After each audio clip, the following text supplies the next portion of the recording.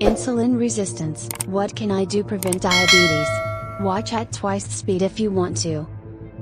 Insulin resistance affects the majority of obese or overweight people.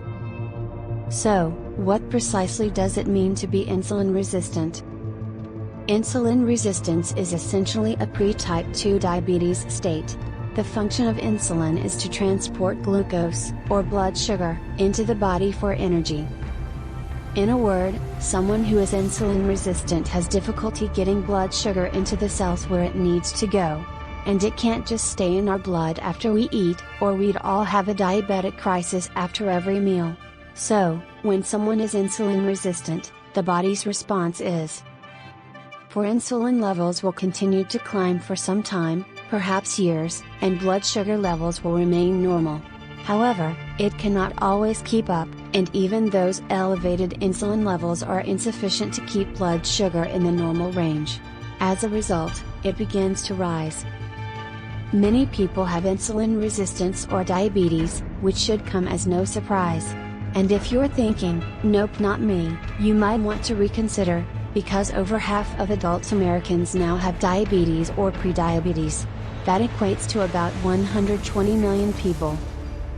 However, insulin resistance does not affect everyone, because many have high insulin levels due to insulin resistance for years, if not decades, before being diagnosed with even prediabetes.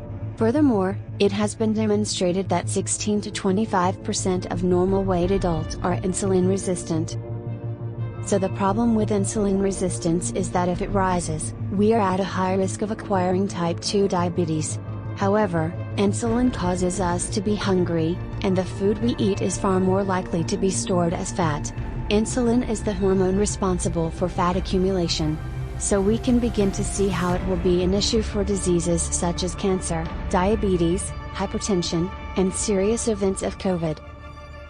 But what if we tracked this problem back to the beginning, when there wasn't as much glucose present to deal with that insulin needed to deal with? Let's have a look at how that might work. Everything you have consumed is either a carbohydrate, a protein, or a fat, and each has a distinct influence on glucose and, as a result, how insulin is increased in your body. So when we eat carbohydrates, our insulin and glucose levels would skyrocket. And it looks a lot better with proteins. What occurs when we consume fat? A flat line is essentially nothing. For example, rice in a meal generates an increase in glucose and insulin, which leads to increased hunger, fat accumulation, and cravings. If you can't quit, cut back on the portions. So, if you are insulin resistant to begin with and your insulin levels are already up, you are constantly hungry. And here's how it works: you eat carbs, your glucose rises, you don't burn off the sugar, and your body accumulates fat. As a result, long-term issues develop. Let's only focus on type 2 diabetes because the typical suggestion is that people with type 2 diabetes take 40% of their calories from carbohydrates. Remember what happens to glucose and insulin, blood sugar and insulin, when we consume them. Yes, we are effectively advising them to eat what is causing their problem. Does that sound crazy? It truly is. Diabetes is, at its core, a state of carbohydrate intolerance at best and allergy at worst. And insulin resistance is fundamentally a glucose intolerance state. So why, oh why, do we continue to advise people to eat them? According to the American Diabetes Association standards, there is not yet enough information to propose a precise carbohydrate limit. When we see our patients reduce their carbohydrate intake, their glucose levels fall, and they require less insulin.